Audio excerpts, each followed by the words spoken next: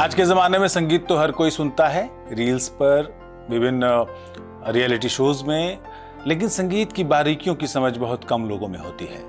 आखिर हिंदुस्तानी संगीत, कर्नाटक संगीत, विभिन्न घराने, कव्वाली की परंपरा, ठुमरी, चैती, बहुत सारी उपशास्त्रीय संगीत, इनमें क्या अंतर है? कैसे इन सभी के जरिए भारत की तहजीब की बेशकीमती परंपरा चली आ रही है? परंपरा और इनोवेशन के बीच की एक बारीक फांक को कौन सहेज रहा है और कैसे सहेज रहा है? ऐसी ही बारीकियों को बताती है एक किताब जिसका नाम है नैनन में आन बान।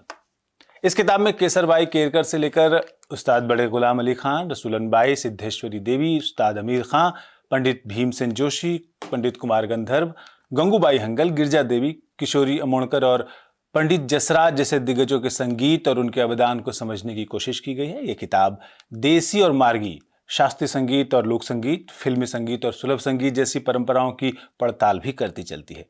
इस किताब में अयोध्या की संगीत परंपरा, अवध के संगीत, पुष्टि मार्गियों के हवेली संगीत और ब्रिजमंडल के सलोना उत्सव, ओडिसी और भरतनाट्यम, बाइयों और तवायफों के जमाने, ठुमरी, टप्पा, चैती, कजरी, ध्रुपद तक हर बारे में और उनकी रागदारी के बारे में बारीकी से विवेचना की गई है। और इस किताब को मैं एक सांस में पढ़ गया हूं और आगे कई बार इसको पढ़ते रहना होगा, क्योंकि संगीत ऐसी चीज नहीं है जिसको, और ये किताब भी ऐसी चीज नहीं है जिसको आप एक बार पढ़ करके समझ जाएं। हमारा सौभाग्य है कि किताबों की दुनिया में इस हफ्ते हमारे आज के मेहमान हैं यतीन्द्र मिश्र। बहुत बहुत स्वागत है। नमस्कार मंजीत जी। देखिए, आपको परिचय की आवश्यकता नहीं है, बहुत सारे लोग जानते हैं, लेकिन फिर भी थोड़ा तो बताना पड़ेगा कि यतीन्द्र जी जो हैं वो कलाओं में गहरी रुचि रखने वाले कवि, संपादक और संगीत के अध्येता हैं। 5 कविता संग्रह प्रकाशित हो चुके हैं और गिरजा देवी, सोनल मान सिंह, उस्ताद बिस्मिल्लाह खां और गुलजार की प्रामाणिक जीवनियां लिख चुके हैं। भारत भूषण अग्रवाल पुरस्कार और राष्ट्रीय फिल्म पुरस्कार, स्वर्ण कमल, मामी फिल्म पुरस्कार समेत आधा दर्जन से ज्यादा पुरस्कार इनको मिल चुके हैं। उत्तर प्रदेश संगीत नाटक अकादमी पुरस्कार के जूरी के सदस्य रह चुके हैं। 70वें राष्ट्रीय फिल्म पुरस्कार के फीचर फिल्म के श्रेणी के सेंट्रल पैनल के जूरी रह चुके हैं और अयोध्या में कला और साहित्य के उत्सव टाइमलेस अयोध्या के संस्थापक हैं। ये परिचय मैंने दिया, बहुत कुछ रह गया। बहुत बहुत स्वागत आपका इस किताब। बहुत धन्यवाद। अच्छा, मैं जो पहला सवाल तो नैनन में आन बान के बारे में पूछना चाहता हूँ। ये किताब जो है, मैं बता दूं दर्शकों को कि पेंगुइन स्वदेश से छपी है। हालांकि मेरा ये निजी विचार है कि इस किताब पर मूल्य अंकित नहीं होना चाहिए था, क्योंकि एक अनमोल किताब है, नायाब किताब है। बहुत धन्यवाद। लेकिन इस पर 399 का मूल्य अंकित है, इसके लिए पेंगुइन स्वदेश को धन्यवाद। अच्छा, मैं अब ये प्रश्न पूछ रहा हूँ कि इसमें 12 कलाकार हैं। कलाकार मैं कहूँगा, सुर साधक कहिए, कुछ भी कह लें, छोटा है, तो उन पर उनका जो संगीत का योगदान है और उनका जो निजी जीवन है, दोनों से आप गुजरे होंगे। ज्यादा कौन सा प्रभावित किया आपको? किस चीज ने अधिक प्रभावित किया, कि उनका निजी जीवन, उनकी निजी जीवन की यात्रा, या फिर उनका जो संगीत का अवदान? जहाँ तक मेरी बात है मंजीत जी, मैं निजी जीवन जो मैंने देखा वो तो मैंने सिर्फ बिस्मिल्लाह खां साहब का देखा और गिरजा देवी जी का, क्योंकि उनके साथ मैंने लंबे लंबे वार्तालाप किए, उन पे दोनों अलग से पुस्तकें लिखी। लेकिन संगीत में चूंकि डूबा रहा, मेरे घर परिवार की जो परंपरा रही उसमें बिस्मिल्लाह खां साहब का आना जाना, बेगम अख्तर साहिबा का घर में योगदान, मेरी दादी बहुत सारी कहानी सुनाती थी, बहुत सारे पॉडकास्ट इंटरव्यू मैंने उसको खुल के बोला भी है। तो अध्ययन किया मैंने, इसीलिए मैं अपने को संगीत अध्येता कहता हूँ कि मैं रसिक के भांति लिखता पढ़ता रहा, देखता रहा, सुनता रहा, गुनता रहा, परंपराओं को समझता रहा, गजेटियर्स में जो मिला, बहुत सारी किताबों में, लोगों के अपने ऑटोबायोग्राफी में। तो मैंने किसी का भी जीवन, जो मेरी किताब का ये मतलब एक उद्देश्य रहा है, उदाहरण के तौर पे लता जी की किताब है या सोनल जी की या गिरजा देवी जी की, तो जीवन उतना ही आता है जितना वो संगीत के पक्ष को प्रभावित करता है, जितना उससे संगीत के दायरे में कोई विस्तार होता है, कोई इम्प्रोवाइजेशन होता है, कोई धक्का लगता है, उस वजह से कोई काम होता है या कोई परिघटना घटती है। बाकी कलाकार है या कोई भी जीवन है जिसका उसका अपना एक निजी जीवन है, निजी जीवन में झांकने का किसी को अधिकार नहीं है। मैं खुद इस बात में बहुत विश्वास करता हूँ। लेकिन उदाहरण के तौर पर जैसे भीमसेन जोशी जी का मामला है, तो वो एक उस्ताद अब्दुल करीम खां साहब की ठुमरी पिया बिनावत नहीं चैन सुन के स्कूल छोड़ के भाग गए थे। स्कूल जाते थे, रोज सुनते थे, और वो ठुमरी सुन के ऐसे पागल हुए कि घर ही छोड़ दिए 11 साल की उम्र में। फिर वो घरेलू नौकर बने पहाड़ी सान्याल के यहाँ, फिर तमाम लोगों से सीखा उन्होंने। ये बात मुझे रह गई मेरे मन में। कि ये चीज़ तो बहुत इम्पोर्टेंट है कि ये म्यूज़िक की दुनिया में उनको प्रवेश दिला रही है। या फैज़ाबाद में जब अख्तरी बाई फैज़ाबादी होती थी, बेगम अख्तर जी का मामला है, जब वो अख्तरी बाई फैज़ाबादी थी, तो फैज़ाबाद में गुलाबबाड़ी के मैदान में नुमाइश लगती थी, मतलब आजकल का जो कार्निवॉल है। तो वहाँ चंदाबाई आती थी, बहुत अपने ज़माने की बहुत मशहूर नर्तकी। तो वो जब डांस करती थी, वो ये छोटी थी, तो ये नृत्य से ज्यादा इनको ये दिखाई पड़ता था कि चंदाबाई के नाच पे लोग पैसे फेंकते थे, तो पूरी जमीन जो है पैसों से भर जाती थी, नोटों से, सिक्कों से। तो इनको लगता था कि मैं एक दिन ऐसी गायिका बनूंगी कि मेरे नाम पे पैसे और रुपए उड़ाए जाएंगे। तो इस तरह की जो चीजें हैं, जो एनेक्डोट्स हैं और जो प्रूव्ड एनेक्डोट्स हैं, मैं इस बात का बहुत विरोधी हूँ कि सिनेमा में और संगीत में और तमाम सारे साहित्य की दुनिया में बहुत सारी ऐसी कहानियां प्रचलित है जिनका कोई आधार नहीं है। ट्रिविया सुनाया जाता है। ट्रिविया लेखन मेरा काम नहीं है। मैं जो जीवन में कुछ गुजरा है, जिसके माध्यम से किसी का जीवन बड़ा बना है, तो मैं उसको डालने की कोशिश करता हूँ। तो ये तो निजी का मामला है। लेकिन मेरा जो मामला है वो संगीत की बारीकी को, शास्त्रीयता को, उसके लोक पक्ष को, उस कलाकार की यात्रा को बताना है। लता सुरगाथा भी लता मंगेशकर की सांगीतिक यात्रा है कि कैसे वो संगीत में इतनी बड़ी हस्ती बन गई। और मेरा कभी कोई दावा नहीं रहा कि, मेरा ये डिस्क्लेमर है किताबों में, कि जो मैंने कह दिया वो अंतिम सत्य है, क्योंकि कलाओं का कोई पूर्ण सत्य कभी होता ही नहीं। हमेशा आप अपना आंशिक सत्य कहते हैं और कलाओं की दुनिया में पूर्णता की तरफ अग्रसर होते हैं। तो अगर मैं थोड़ा सा भी कोई एक दिया जला पा रहा हूँ, और युवाओं के लिए कम से कम, कि मैंने देखा है, रील्स में देखा है, इंस्टाग्राम पे देखता हूँ, बहुत सारे सोशल मीडिया में देखता हूँ कि लोग पुराने गानों को मिमिक करते हैं या उन पे रील बनाते हैं, तो कुछ तो उनको भाता होगा। वो भाने का कला क्या है, वो कौन सा अवकाश है जिसमें उन्हें ये लगता है कि नहीं, ये लता जी का गाना है, ये रसूलन बाई की ठुमरी है, या ये फलानी कजरी है। मैं उसी को बस रेखांकित करने का प्रयास करता हूँ कि मेरी किताब पढ़ के, ये किताब में मैंने भूमिका में भी लिखा है कि अगर एक व्यक्ति भी, एक युवा भी शास्त्रीय संगीत या लोक संगीत सुनने के प्रति प्रेरित हो जाए, वो स्पॉटिफाई या यूट्यूब पे चला जाए कि भाई इतना पढ़ा है, कुछ मजा आया है, चलो हम जो भजे हरि को सदा भीमसेन जोशी को सुन लें। मेरा ये मानना, ये मेरा दावा नहीं कि लोग सुनते नहीं है, बहुत लोग सुनते हैं, एक पूरी परंपरा है, नए बच्चे सीख रहे हैं, लेकिन अधिकांश लोग नहीं सुनते हैं, उनको मालूम नहीं है, या वो कैसे उसमें उतरें। तो ये मेरा प्रयास है, तो मैं वो करता हूँ। सर, आपको बहुत सारे लोग जो है वो आज के संगीत के सबसे बड़े क्रॉनिकल लिखने वालों में से शुमार करते हैं, और मैं देख रहा हूँ कि आपकी ज़्यादातर किताबें जो है वो सुर साधकों, संगीत से जुड़े व्यक्तियों पर हैं। तो कोई वजह है ख़ास इसके पीछे, या फिर सिर्फ रुझान है? पहली बात तो यह है कि ये मैं कोई दावा नहीं करता, और ये मैं बहुत विनम्रता पूर्वक स्वीकारूंगा कि अगर आज के लोग, विद्वान संगीत आलोचक मुझे पसंद करते हैं या मेरे काम को पढ़ना पसंद करते हैं, तो ये बहुत खुशी की बात है मेरे लिए। सीखना ही चाहूंगा आगे। मेरा कोई दावा नहीं है, मैं इस तरह के प्रयास में कभी नहीं रहता। मैंने बहुत तरह का काम किया है। मैंने कन्नड़ शैव कवियत्री, लिंगायत कवियत्री, अक्का महादेवी का अनुवाद भी किया है। मैंने गुलजार साहब के सिनेमा पे भी लिखा है। मैंने फैजाबाद अयोध्या की परंपरा पे भी लिखा है। तो मुझे जो पसंद आता है मैं करता हूँ। संगीत लिखने के पीछे मेरा एक ध्येय यह है कि, मुझे याद है मैं बहुत छोटा था, 1999 की बात होगी, 20-21 साल उम्र थी मेरी। तो मैं लंदन गया, तो वहाँ वाटर स्टोन्स नाम की एक बुक शॉप थी।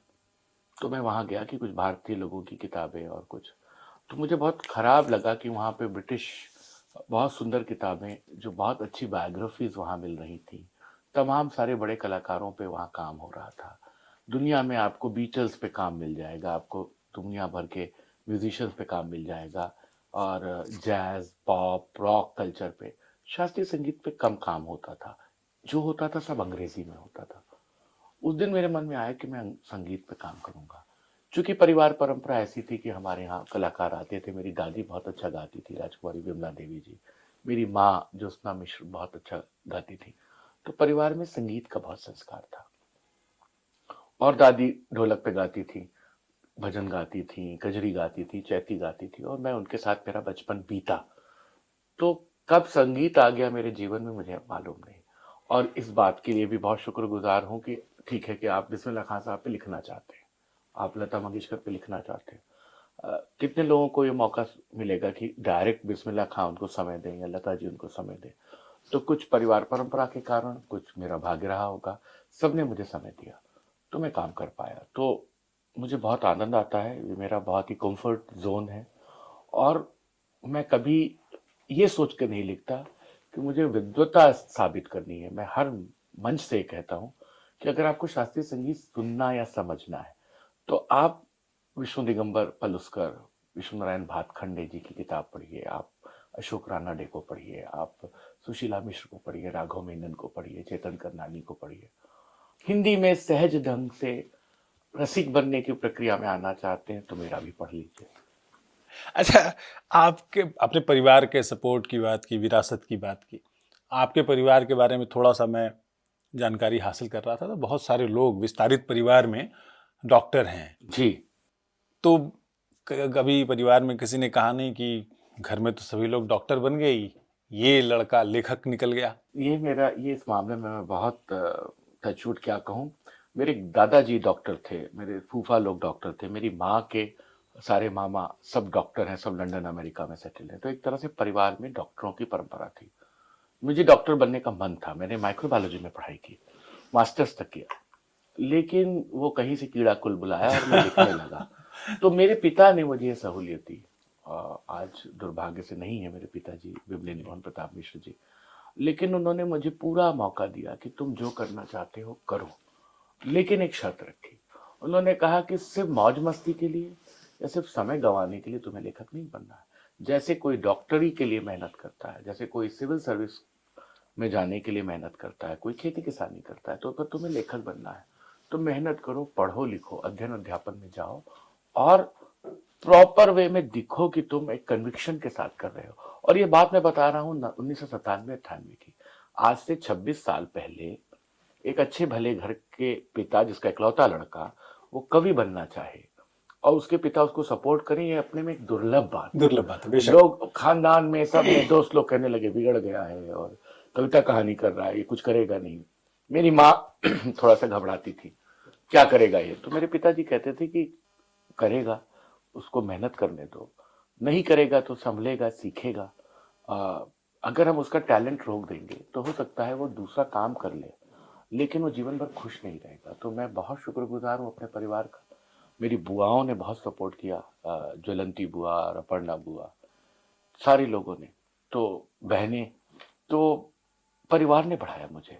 और मेरे पिताजी विद्यानिवास जी के पास गए, विद्यानिवास जी का मेरे घर आना जाना था, तो उन्होंने कहा कि ये यतीम ने कुछ लिखा है चुटपुट, ये आप देख के बताएं। तो उन्होंने कहा कि नहीं, इसको बच्चे को रोको नहीं, पढ़ने के लिए लिखने के लिए अच्छा काम कर रहा है। तो उनको सुपुर्द कर दिया। तो 19 साल की उम्र से मैं विद्यानिवास जी का चेला हो गया एक तरीके से।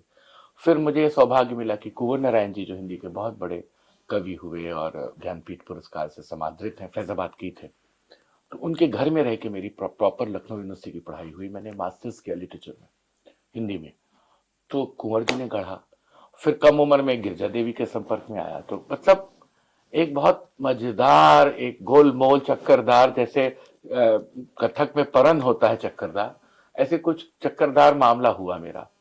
लेकिन एक बात थी मंजीत जी कि मैं, कन्विक्शन था मेरे अंदर, मुझे बहुत शौक था पढ़ने का। आज भी मेरी, मतलब मैं बहुत दावे से तो नहीं कहूंगा, लेकिन मेरी बहुत अच्छी लाइब्रेरी है और मैंने बहुत किताबें जुटाई।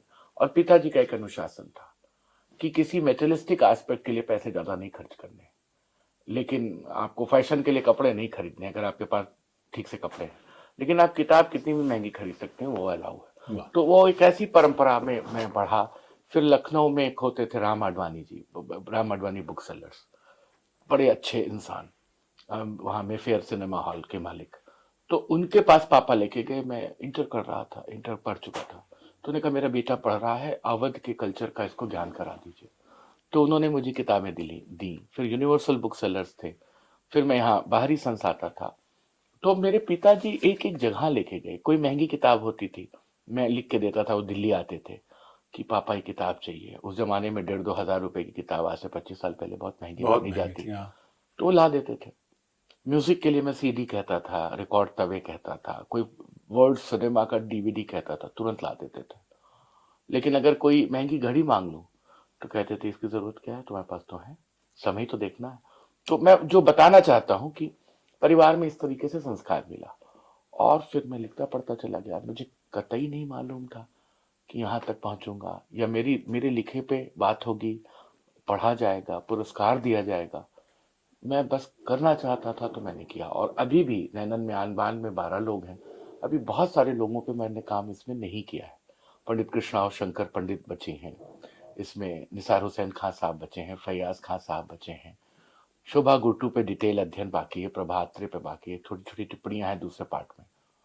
तो मैं जरूर नैनन में आन बान का सीक्वल, कोई दूसरा पार्ट लाना चाहूंगा किसी दूसरे राग की बंदिश के टाइटल के साथ, साल 2 साल में 3 साल में, जो मैं आगे करूंगा।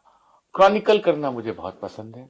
मुझे, क्योंकि मैंने जब पढ़ना शुरू किया तो अंग्रेजी के अलावा हिंदी में था नहीं, ट्रिविया लेखन था बहुत सारा इधर उधर से लेकर के। जब उसका सत्यता जांचने गया तो उसमें से आधी चीजें गलत साबित हुई या सही संदर्भ में रखी नहीं गई। और मैंने डायरेक्ट बात करके बात की, जैसे बिस्मिल्लाह खान साहब पे डायरेक्ट बात किया, और सोनल जी से, लता जी से, गुलजार साहब से, गिरजा देवी से। तो मुझे लगा कि जो संगीत है, जो इनका जीवन में योगदान है, जो सोसाइटी में कुछ निर्माण है। बेगम अख्तर मुझे इसलिए समझ में आती है कि एक बाई जी परंपरा से उठ के सिनेमा में काम करने के बाद गजल जैसी कम प्रचलित, कम इज्जत पाई विधा को उन्होंने उपशास्त्रीय विधा बना दी। अरे मैं एक सवाल ये पूछना चाह रहा था कि आपने अभी जो कहा कि राज परिवार का होने की वजह से उनको, आपको एक छूट मिली जी, कि राज परिवार न कहें आप, इसको इस तरह से कह सकते हैं कि एक प्रोग्रेसिव फैमिली थी जिसने पढ़ाई लिखाई की तरफ ध्यान दिया। ठीक है। मैं राज परिवार की ओर आ रहा हूँ कि आपके परिवार ने बड़ा सपोर्ट किया, पिताजी, माताजी, बुआ का आपने जिक्र किया। बाहर नुकसान हुआ इसका कि आप राज परिवार से हैं, अरे राज परिवार से हैं ये तो करेंगे ही।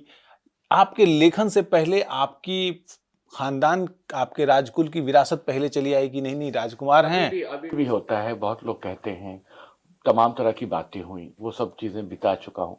मेरी आदत है कि जो बीत गया है उसको बिसरा देना चाहिए। लेकिन उसने मुझे एक तरीके से ताकत दी, एक एक वो दिया कि ठीक है, मुझे शक्ति दी कि आप विरोध कर रहे हो, मैं अपने को साबित करूंगा। ये साबित करने का भाव नहीं था कि मैं कोई बड़ा 30 मार खां लेखक बन जाऊंगा। ये साबित करने का भाव था कि मैं पूरी ईमानदारी से आया हूं, मेरी ईमानदारी एक दिन रेखांकित होगी। वो हुई।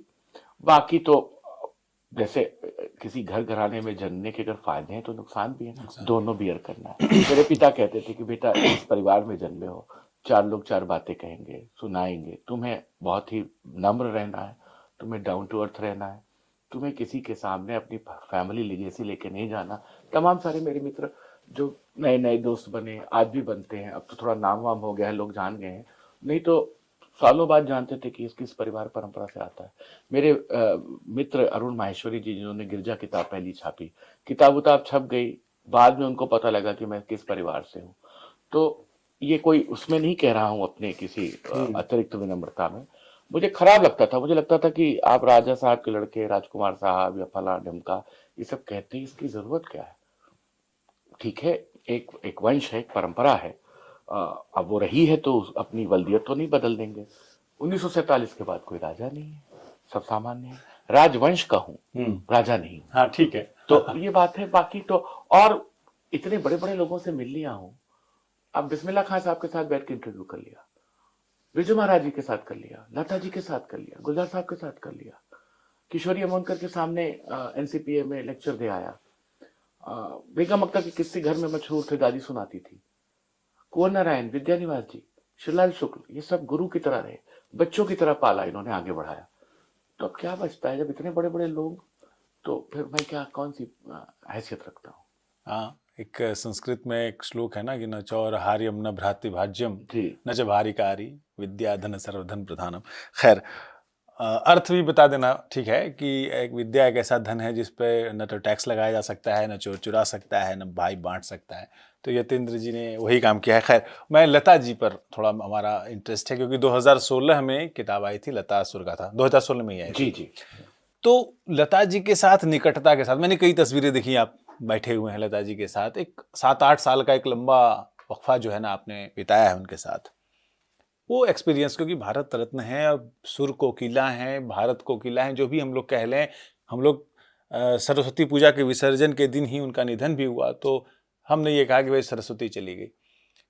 तो जो उस सरस्वती स्वरूपा सुर साधिका जो हैं लता जी, उनके साथ का जो एक्सपीरियंस था, कुछ तो बताइए हमें। अरे बहुत अच्छा था, और मुझे लगता है किताब में जो लिखा उससे ज्यादा मैंने उस जर्नी को एंजॉय किया। 2009 में मैंने काम शुरू किया, 2015 में खत्म हुआ, और 7 साल चला, और 16 में किताब आ गई। लता जी के साथ एक पारिवारिक निकटता थी। उदयपुर के भूतपूर्व राजा अरविंद सिंह मेवाड़ जी और डूंगरपुर के महाराज, उनके माध्यम से पिताजी की मित्रता हुई थी। तो हम लोग उनको जन्मदिन पे, होली दिवाली पे बधाई देते थे, और मेरे पिताजी गणपति के उत्सव पे कुछ उपहार और प्रसाद और सब भेजते थे। तो लता जी इंतजार करती थी कि राजा अयोध्या के यहाँ से आएगा तो फिर मैं पूजा शुरू करूंगी। तो एक निकटता थी। मैं उनका बहुत भयानक फैन होता था, लेकिन वहां भी यही बात आई कि उनको लगता था कि मैं इजिली अवेलेबल हूँ, तो ये राजा का लड़का मेरे पीछे पड़ा है किताब लिखने के लिए। वो टैलेंट का कोई वो नहीं था। तो मैं जब भी मिलता था बात करता था। पहली बार फोन पे जब पापा ने बात करवाई तो मैं घबरा गया। लैंडलाइन फोन पे बात हुई तो उन्होंने फोन पे आई, तो मैंने कहा दीदी प्रणाम, आप बहुत सुरीली हैं, जैसे मैं बहुत बड़ा 30 मार खा हूँ और बता रहा हूँ कि बड़ी सुरीली हैं। तो वो हंसी, और खनखनाती हुई हंसी, और कहती जी मुझे मालूम है। और इसके बाद बातें खत्म हो गई कि उनको पता है कि वो क्या है और आप बता रहे हैं, लेकिन बात होती रहती थी।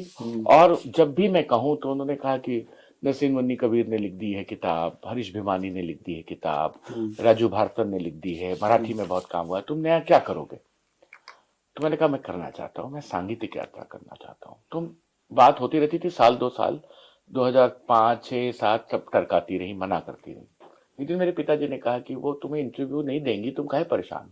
मैंने कहा नहीं देंगी तो मैं अपने भाव लिखूंगा, किताब तो मैं लिखूंगा, लेकिन अगर वो दे देती हैं तो मैं जो कल्पना कर रहा हूँ वो कर पाऊंगा। फिर 2009 में लता जी का 80th बर्थडे हुआ। तो HMV को 4 CD का एक सेट बनाना था, तो उसमें गाना इस्तेमाल होना था। जोगिया से प्रीत किए दुख होए फिल्म थी गरम कोट। उस समय, उस जमाने में वो गाना HMV के पास नहीं था, या कहीं खत्म हो गया, गायब हो गया, या था तो मुझे नहीं मालूम। लता जी का एक दिन फोन आया उनके सेक्रेटरी का कि दीदी बात करना चाहती है। तो उन्होंने कहा यतीन जी वो एक आपसे एक सवाल करना था, आप बहुत मेरे बारे में बात करते हैं और कहते हैं आपके पास गाने हैं ये। अच्छा, मैंने पूरे देश भर से कबाड़ियों के यहाँ से जाके इधर उधर से सब गाने कलेक्ट किए थे। तो एक गाना है, लेकिन आपके तो पिताजी तब भी नहीं पैदा हुए होंगे। तो मैंने कहा दीदी बताइए, हो सकता है मेरे पास हो। तो उन्होंने कहा एक फिल्म थी गरम कोट, जैसे गरम कोट कहा। तो मैंने कहा इसमें पंडित अमरनाथ का म्यूजिक है, 1954 की फिल्म है, इसमें निरूपा राय है, इसमें बलराज साहनी है, इसमें ये गाने। तो एक सेकंड के लिए पॉज हुआ फोन पे, फिर बोले आपके पास है? मैंने कहा पास है। कहाँ से लाए? तो मैंने कहा मैंने कलेक्ट किया था, बहुत अच्छी क्वालिटी में भेजता हूँ। तो मैंने उसका एक MP3 MP4 वर्जन बनाया और कुरियर कर दिया। 4 दिन तक बाद उनको मिल गया। 5वें दिन फिर फोन आया उनके सेक्रेटरी का, दीदी बात करेंगे। तो मैंने कहा कि प्रणाम किया, बोले मुझे मिल गया, सब गाने की क्वालिटी बहुत अच्छी है, यतीन जी किताब कब शुरू करनी? अरे क्या बात है। अब मुझे ये नहीं मालूम, मैं हर इंटरव्यू में ये बात कह चुका हूँ कि वो मेरा टेस्ट ले रही थी कि वाकई ये सीरियस है या वाकई उनके पास वो गाना नहीं था। लेकिन फिर किताब शुरू हो गई उसके बाद। अच्छा, मैं एक बेगम अख्तर का बड़े प्यार से आपने जिक्र किया अभी पिछले सवाल में। बेगम अख्तर के बारे में एक अध्याय है आपकी इस किताब में जिसका शीर्षक जो है, उपशीर्षक है, वो आवाज की दिलकश पत्ती। अब मैं चाहता हूं कि पाठकों और दर्शकों को ये पता चले कि आपने पत्ती नाम क्यों रखा उसमें। कहते हैं उसको आवाज की पत्ती लगाना ही कहा जाता है सामान्य भाषा में। बेगम अख्तर गाते समय जब वो उच्च आकार की तान या कुछ लेती थी, तो दुगुन और तिगुन स्थाई के समय जब लगाते समय उनका आवाज लहरा के थोड़ी सी मोटी होती थी, खिंचती थी थोड़ा सा, उसमें एक पंजेंट किस्म का एक वो आता था, और लोग उसी मौके का इंतजार करते थे। बिस्मिल्लाह खान साहब ने मेरी किताब में कहा है कि मैंने बेगम अख्तर से कहा कि कुछ सुनाओ। तो जैसे गाते हुए, लहराते हुए आवाज मोटी हुई, मैंने कहा अरे यही तो तेरी सितम है आवाज का। तो वो जो आवाज में पत्ती लगाने का मामला है, वो जो जो जो क्रैक होती थी, दरअसल वो दोष है शास्त्रीय संगीत में, लेकिन वो उनकी खूबी बन गई। वो उसी तरह से खूबी बन गई जैसे पंडित कुमार गंधर्व की स्टाइल डेवलप हो गई, कि उनके फेफड़े खराब थे, अस्वस्थ थे, अस्थमा लंबा था, तो वो जिस तरह से टुकड़ों टुकड़ों में तोड़ के उन्होंने रागदारी को निभाया, फिर बाद में वो कुमार गंधर्व स्टाइल हो गई। तो वो बात है। अच्छा, मैं एक आपकी किताब में ये जिक्र है कि आज़ादी के बाद जो तत्कालीन सरकार थी वो थोड़ी सांस्कृतिक शुद्धता में यकीन रखती थी उस ज़माने में, और इसकी वजह से रेडियो पर और सरकारी माध्यमों में जो है वो बाइयों के, तवाइफों के गाने पर जो है बंदिश लगा दी। तो उस समय एक शायद रसूलन जी का है उस पर। ये तमाम लोगों के साथ हुआ, ये लिखा पढ़त में है, गजेटियर्स में भी है, म्यूजिक के रिकॉर्ड्स में भी है कि बीजी केसकर साहब उस समय जब सूचना प्रसारण मंत्री हुए जी। तो वो सैनिटाइजेशन प्रोग्राम शुरू कर दिया कि साहब आप लोग शादी का सर्टिफिकेट लेके आए, मैरिज सर्टिफिकेट अगर आपके पास है तो आप गा सकते हैं। तो अब बड़ी दिक्कत हुई, तमाम तरह से लोगों ने, रसूलन भाई ने उसी चक्कर में सब किया, वो लंबा चैप्टर है। तो जितनी मुस्लिम फनकार थी वो बेगम लगा दी, और जितने हिंदू फनकार थे तो उन्हें देवी लगा दिया। तो और वो एक खराब दौर था, तो ये सब हुआ। तो सैनिटाइजेशन प्रोग्राम के चक्कर में बहुत सारी आवाज़ों को मौका नहीं मिला या उनको नहीं करने को दिया गया। और आप ये देखिए कि फिल्म संगीत परंपरा में आज भी फिल्मों में उस दौर में, अब तो बड़े आदर से नाम लेते हैं, लोग यही कहते थे कि शमशाद बाई और जोहरा बाई और ये सारी चीज़ें। तो बाई एक उनके लिए एक इजाद किया हुआ टर्म है तवाइफ परंपरा का, लेकिन तवाइफ नहीं थी। हाँ, महफिल सजाना, संगीत करना, संगीत में ध्रुपद, दादरा, सादरा गाने वाले लोग थे, मुबारकबादी गाने वाले लोग थे, भगवान का भजन गाते थे, और वो सब रिकॉर्ड में है। जब कोई सुनेगा जाके 78 RPM रिकॉर्ड, अब तो बहुत सारी चीजें स्पॉटिफाई पे आ गई हैं, तो आप ये देखें कि आज की इंडस्ट्री, आज जिस तरह से बहुत सारे गाने जो सो कॉल्ड नाचने के लिए बनते हैं वो फूहड़ होते हैं, लेकिन उस समय नहीं था।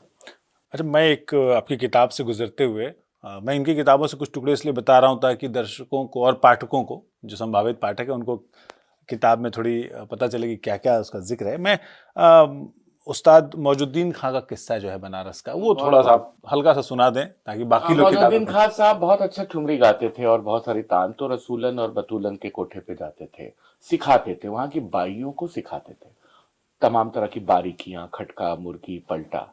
लेकिन सिखाते सिखाते उन लोगों की स्टाइल भी सीखी उन्होंने जो वो अपनी अदायगी करती थी। धीरे धीरे मौजुद्दीन खान साहब के साथ क्या हुआ कि वो सबकी कॉपी अपने गायन में करने लगे। अच्छा, कि साहब ये रसूलन का है, ये कमलेश्वरी का है, ये राजकुमारी का है, ये बतूलन का है, और उसको कॉपी करके गाते थे। वो एक नई तरीके का एक मिश्रित गायन उनका निकल आया जिसकी बड़ी तारीफ होने लगी। बाइयों को फिर उस पर शक हुआ, पता चला कि साहब वो फलाने कंसर्ट में तो मौजुद्दीन खां, फलाने राजा के दरबार में तो फलाने सामंत के यहाँ तो बड़ा सुंदर ठुमरी गा के आया मौजुद्दीन खां, और बड़े चहेते थे सब भाइयों के।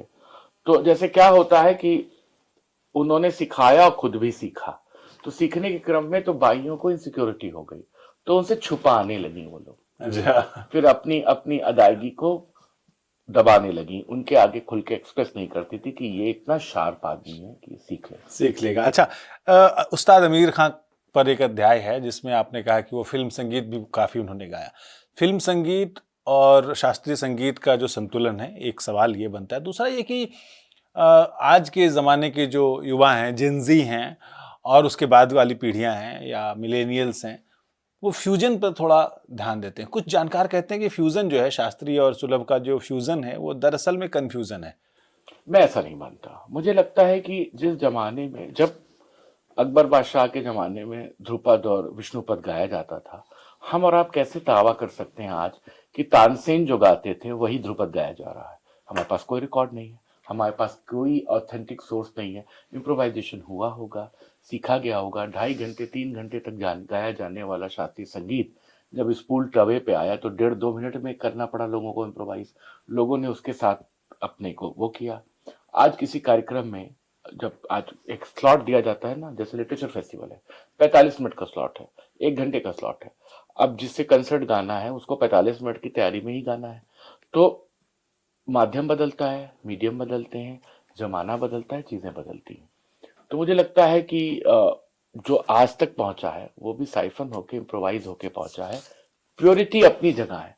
बहुत सारे लोग अपने घरानेदारी की प्योरिटी रखते हैं, बहुत लोग उसको सुंदर बनाते हैं। लता जी कहती थी कि मैं अपने गानों में कभी आमिर खान साहब की तान लगाती हूँ, कभी बरकत अली खान साहब का आलाप लेती हूँ। सीखना कोई खराब बात नहीं है। अगर मेरी किताब पढ़ी जाए, हो सकता है मेरी किताब पे किसी की भाषा का प्रभाव हो, मैंने विद्यानिवास जी को पढ़ा, मैंने वासुदेव शरण अग्रवाल को पढ़ा, अजय प्रसाद जी को पढ़ा, कुंवर जी को पढ़ा, निर्मल वर्मा को मैं सबसे बड़ा भाषा का जादूगर मानता हूँ।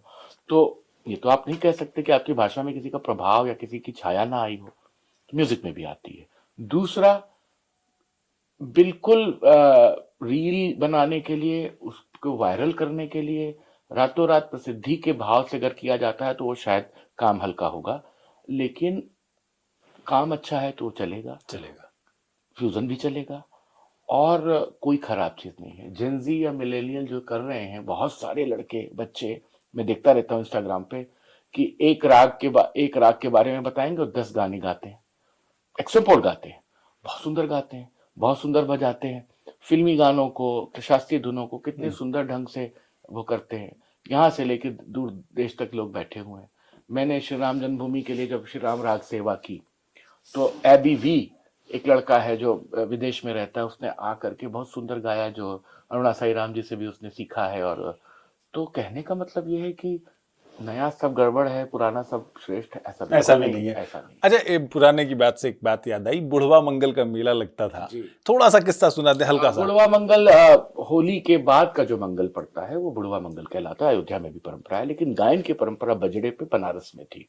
राजा चेत सिंह के जमाने में और प्रभु नारायण सिंह और तमाम लोगों ने कराया, तो बाइयां गाती थी, तो उसपे कजरी का दंगल होता था। उसपे गजरा एक शब्द था, एक झूमर एक शब्द था, 2 गायिकाएं कर रही हैं, 5 गायिकाएं कर रही हैं, आपस में सवाल जवाब लड़ंत हो रही है, जैसे बैतबाजी होती है। तो वो बुढ़वा मंगल में गायन होता था, और उसमें तमाम चीजें गाई जाती थी। ठुमरी विशेष रूप से गाई जाती थी, रसिया, होरी, फाग गाया जाता था। उसका बुढ़वा मंगल के दिन ही बुढ़वा मंगल तक वो गुलाब बाड़ी गाने की परंपरा थी। गुलाब बाड़ी क्या है कि गुलाब की सजावट होगी, गुलाब का शरबत पेश किया जाएगा, गुलाबी रंग का कपड़ा पहन के आना है, गाँव तकिया बिछेगा और आपको ठुमरी चैती सुनानी। बुढ़वा मंगल क्या था? बुढ़वा मंगल क्यों नाम पड़ा?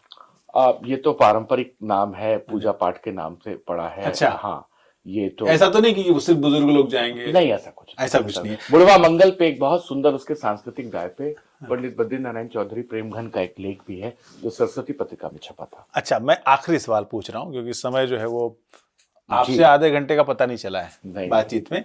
हालांकि एक कहानी है जो आपको सुनानी है मुझे, वो है मास्टर फिदा हुसैन नरसी की। नरसी नाम कैसे पड़ा ये?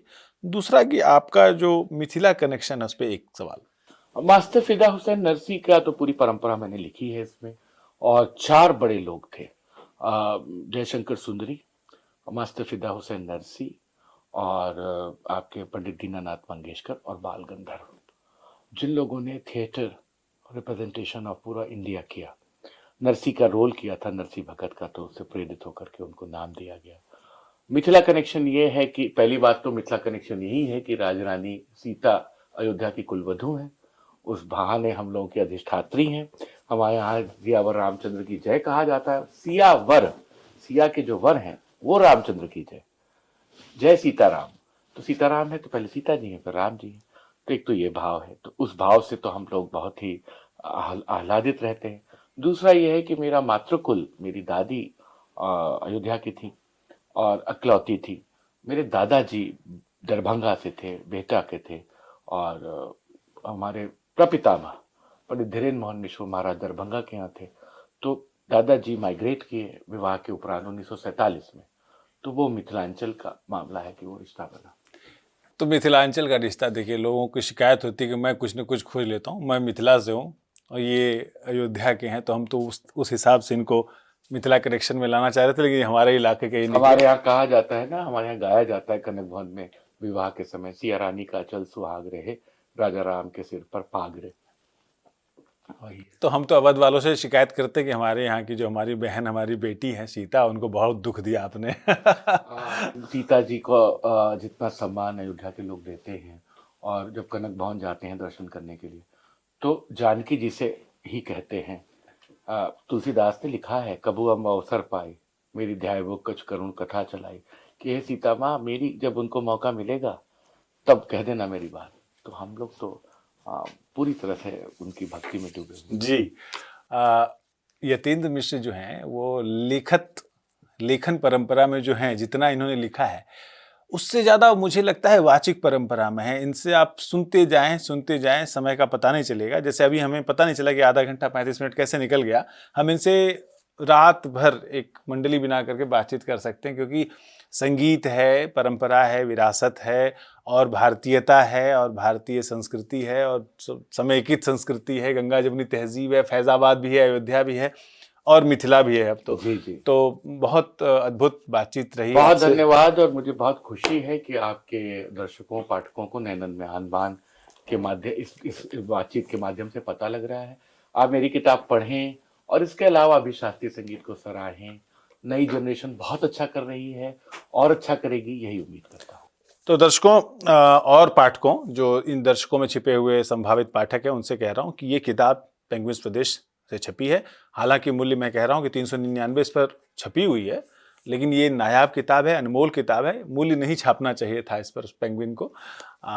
और बहुत ही अच्छी किताब है। और जिनको संगीत में रुचि है उसके लिए देश के जो सबसे दिग्गज 12 सुर साधक हैं उन पर बहुत अद्भुत आलेख श्रृंखला है। इसके अलावा इस किताब में देश की जो सांगीतिक परंपरा है उस पर खंड 2 में और भी कुछ विवेचनाएं हैं। बहुत बहुत शुक्रिया, बहुत बहुत धन्यवाद हमारे साथ बातचीत करने के लिए। तो किताबों की दुनिया में आज यतीन्द्र मिश्र, इनको हम बड़ी मुश्किल से पकड़ करके लाए। पकड़ में ही नहीं आते हैं, अवध के हैं तो और मिथिला के भी हैं, तो पकड़ में ही नहीं आ रहे थे। बहरहाल अगले हफ्ते फिर हम किसी ऐसे ही शब्दों के जादूगर को आपके सामने लाएंगे, उनसे बातचीत करेंगे। ऐसे रचनाकार जिन्होंने अपने शब्दों के जरिए भारतीय संस्कृति को, राष्ट्र को कुछ न कुछ दिया है, हमारे समाज में कुछ योगदान दिया है। किताबों की दुनिया में आज इतना ही। दीजिए इजाजत मंजीत ठाकुर को और हमारी पूरी टीम को। नमस्कार।